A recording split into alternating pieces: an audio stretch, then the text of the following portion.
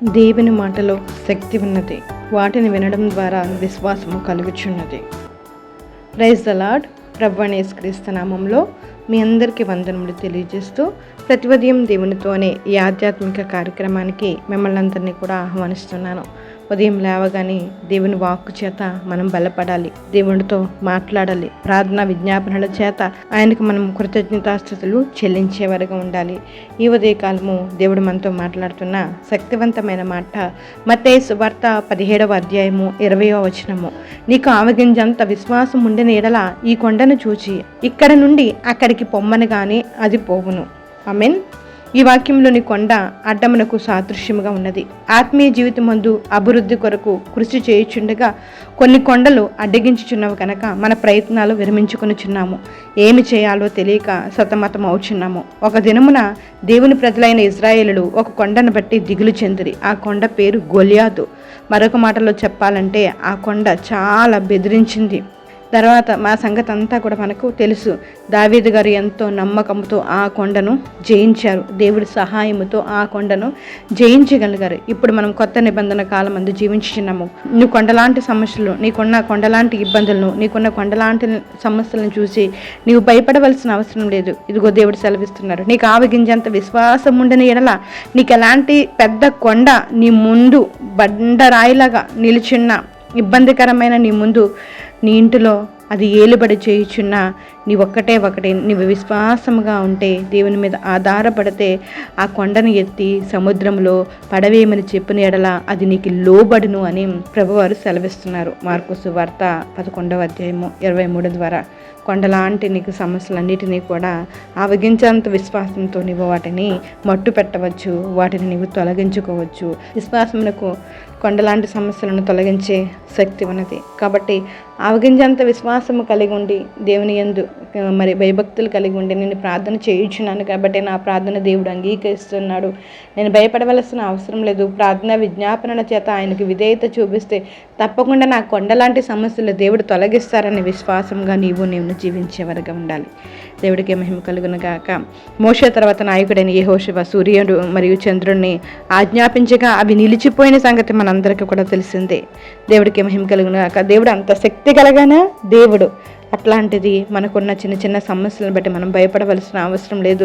దేవుడి శక్తి చేతను మనం ఏ కార్యములను జరిగించుకోవచ్చును. అవునేనండి, మన శక్తి చేత మన బలము చేత కాదు కానీ దేవుడు ఆత్మ చేత ప్రతి కార్యము జరుగునని సైన్యములకు అధిపతియగు యెహోవా సెలవిస్తున్నారు. దేవుడికి మహిమ కలుగునుగా. దేవుని మాటల్లో శక్తి ఉన్నది. వాటిని వినటం ద్వారా విశ్వాసం కలుగుచున్నది. వాక్యము నీ యొద్దను, నీ నోటను, నీ హృదయంలోనే ఉన్నది. అది నీతి కలిగినట్లు నీ హృదయంలో విశ్వసిస్తే దేవుడు తప్పకుండా నీతిని నీకు అనుగ్రహిస్తారు. బండలాంటి కొండలాంటి సమస్యలను నీ నుండి దూరపరచి నీకు దేవుడు విడుదలను అనుగ్రహిస్తారు. ఆమేన్. దేవుడు మనకు శక్తియు ప్రేమయు ఇంద్రియ నిగ్రహము గల ఆత్మను ఇచ్చెను కానీ పిరికి గల ఆత్మను ఇయ్యలేదని తిమోతి గ్రంథం ద్వారా దేవుడు మాట్లాడుతున్నారు. హల్లెలూయా. దేవుడు మనకి పిరికి గల ఆత్మను ఇయ్యలేదు. ఆయన శక్తిని, ప్రేమను, ఇంద్రియ నిగ్రహము గల ఆత్మను మనకు అనుగ్రహించారు. దానిని తలచుకుంటూ భయపడవలసిన అవసరం లేదు. కొండలాంటి బండలాంటి సమస్యలు నీ ముందు ఎన్నున్నా దేవుడు యందు విశ్వాసం ఉంచి, ఆవగింజంత విశ్వాసం ఉంచి వాటన్నిటినీ కూడా తొలగించుకుందాము. ఆమేన్. ప్రార్థన చేసుకుందాం.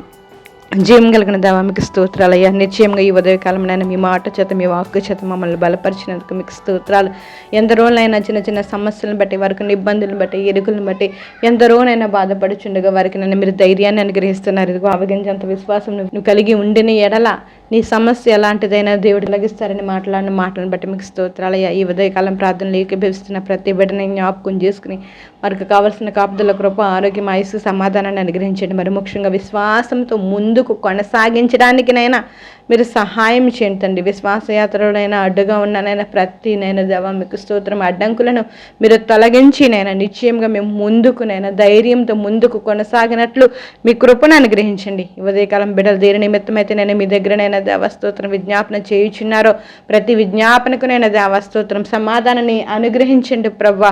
వారికి ఉన్న ప్రతి ఇబ్బందుల నుంచి ఆటంకముల నుంచి నేను విడుదలను దయచేయండి తండ్రి. మీకు స్తోత్రాలు. బలహీనంగా ఉన్న వారిని బలపరచండి, కాపుదల కృప ఆరోగ్యం ఆయుష్ని దయచేయండి తండ్రి. చిన్న బిడ్డలు ఏమైనా బిడ్డలను జ్ఞాపకం చేసుకోండి, మీ తెలివి చేత మీ జ్ఞానం చేత నింపండి ప్రభా. మీ కొందనాలు ఈరోజు ప్రయాణాలు చేస్తున్న బిడ్డలు జ్ఞాపకం చేసుకోండి. నీ రాకపోకలింది యెహోవా నిన్ను కాపాడిన వాగ్దానం నెరవేర్చండి ప్రభా. విదేశాల్లో ఉన్న బిడ్డలు జ్ఞాపకం చేసుకుని కాపుదల కృప అనుగ్రహించండి. వివాహాలు జరుగుతుండగానే మీ కార్యాన్ని జరిగించండి ప్రభా.